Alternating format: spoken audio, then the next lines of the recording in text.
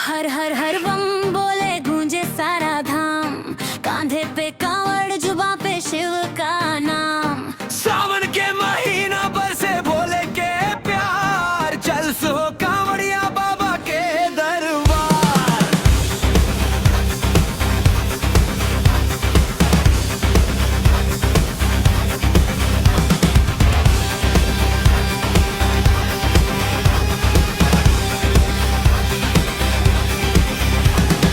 गंगा जल भर के निकले हम मुस्काए, भोले के भक्ति में मनवा झूम जाए। डमरू के धुनिया गूंजे चारों ओर, बाबा के कृपा से भर जाए भंडार।